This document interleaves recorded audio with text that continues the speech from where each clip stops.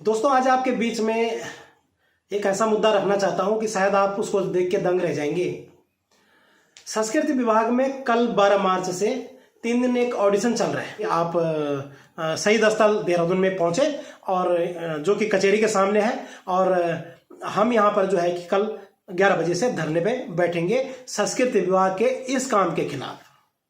किस प्रकार से कलाकारों को के साथ छलावा किया जा रहा है, किस प्रकार कलाकारों की अवहेलना की जा रही है, ये मतलब बड़ा दुखद विषय है, जो कि मुझे बड़ा निराशा हो रही है इस बात पे। पहली बात, हमारे उत्तराखंड की जो भौगोलिक परिस्थिति है वो कितनी विकट है। कम से कम 6 महीने से 3 महीने से इसकी तैयारियां होनी चाहिए। पूरे गांव में, पूरे क्षेत्रों में कलाकारों को पता लगना चाहिए कि संस्कृति विभाग कलाकारों की पहचान के लिए, उनके ऑडिशन के लिए कोई प्रक्रिया कर रही है, और तब जाके ऑडिशन होना चाहिए, ताकि परंपरागत कलाकार, अन्य जितनी भी विधाओं के कलाकार हैं, सब कलाकार जो है कि इस कार्यक्रम से जुड़ जाए और संस्कृति विभाग में सूचीबद्ध हो जाए।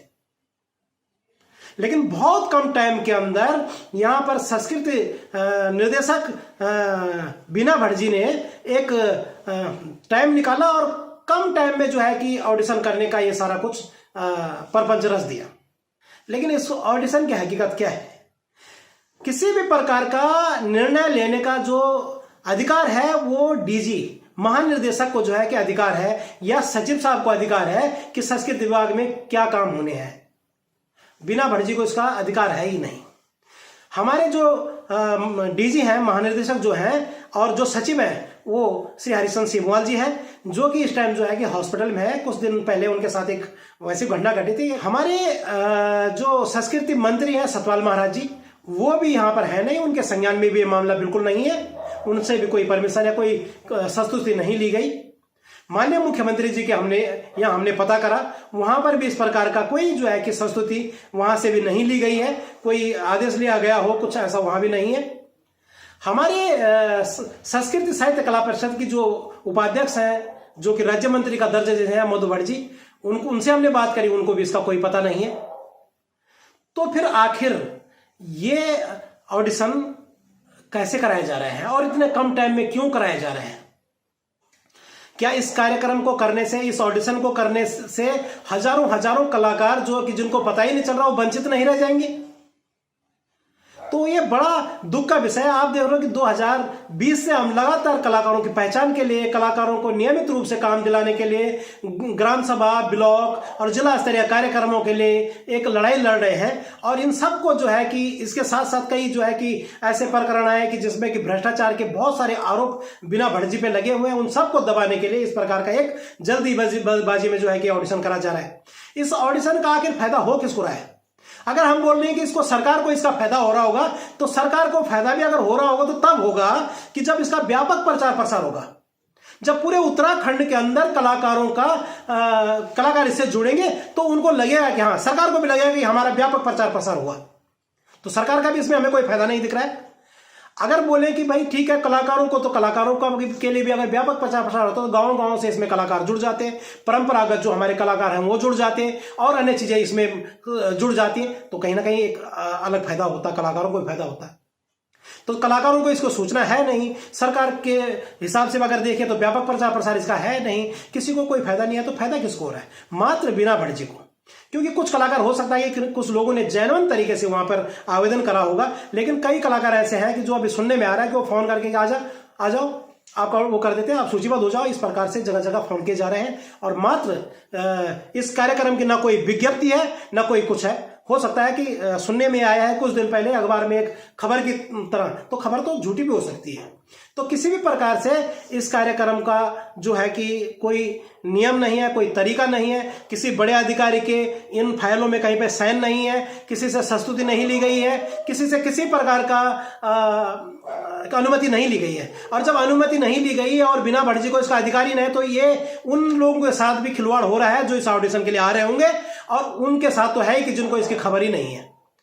तो इसका हम भरसक विरोध करते हैं, इतना विरोध करेंगे, और जब तक ये सारी चीजें ठीक नहीं होंगे इसका विरोध हम करते रहेंगे। इसी संबंध में हम कल जो है कि तहसील के सामने जो हमारा शहीद स्थल है उसमें हम 11 बजे से धरने पे बैठ रहे हैं।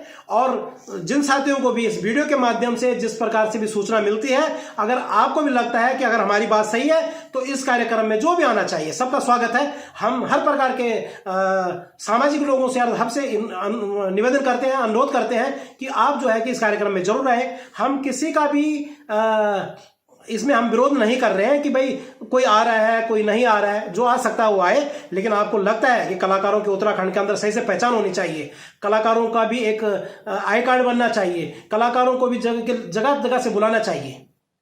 तो एक तो मैं उन साथी कलाकारों से निवेदन करना चाहता हूं जो इस ऑडिशन में आ रहे हैं, वो इसकी जांच परख कर ले, वो ये कर ले कि क्या भी इसमें कोई इस प्रकार का जियो है। आखिर ऑडिशन भी लेंगे तो किस तरीके से लेंगे? अगर परंपरागत कोई ढोल वादक है, ढोल सागर का ज्ञाता है, तो उसका ऑडिशन किस तरीके से होगा?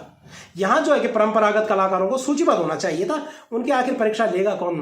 पिछली बार एक प्रकरण आया था कि नैननाथ रावल जी को ऑडिशन के लिए लाइन पे लगाया गया, इतने वरिष्ठ कलाकार के लिए। हो सकता है कल भी किस प्रकार के कुछ वरिष्ठ कलाकार आ रहे होंगे। तो ये सरासर गलत है। किसी भी कलाकार की कला के साथ खिलवाड़ है। इस प्रकार का ऑडिशन देना, ये वो करना, मतलब ये ठीक है, उसके कुछ मानक होने चाहिए। लेकिन मानकों में ये भी देखा जाना चाहिए कि किस प्रकार के नए बच्चों के ऑडिशन हो सकते हैं। लेकिन जिन लोगों ने अपना जीवन संस्कृति के लिए समर्पित कर दिया, जिन लोगों ने अपने कई साल जो है कि इसके लिए निकाल दिए, आज कटघरे में खड़े होकर वो ऑडिशन देंगे, तो ये भी कहीं ना कहीं मुझे बुरा लगता है कि इस प्रकार का वो नहीं होना चाहिए। इसलिए भी इसका हम विरोध कर रहे हैं। और मैं ये भी कहना चाहता हूं इसके साथ साथ कि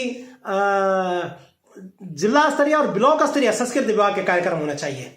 ऑडिशन ब्लॉक स्तरीय होने चाहिए।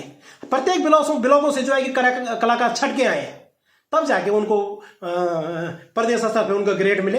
तो इस प्रकार से तो हम इसका भरसक विरोध करते हैं इस कार्यक्रम को, इस ऑडिशन के। हम जो है कि हम कलाकारों के हित में हैं, कलाकारों को हम चाहते हैं कि ज़्यादा से ज़्यादा कलाकार इससे जुड़े, लेकिन इस प्रकार गलत तरीके से करे हुए ऑडिशन का हम विरोध करते हैं। इसलिए कल आपसे निवेदन करते हैं कि आप से जितने ज़्यादा हो सके आप 11 बजे 12 तारीख को 11 बजे जो है कि आप शहीद स्थल देहरादून में पहुंचे, और जो कि कचहरी के सामने है। और हम यहाँ पर जो है कि कल 11 बजे से धरने पे बैठेंगे संस्कृति विभाग के इस काम के खिलाफ, क्योंकि ये न किसी के हित में हो रहा है, न किसी के उसमें हो रहा है। और हमारा किसी भी प्रकार से सरकार से किसी भी प्रकार का कोई विरोध नहीं है।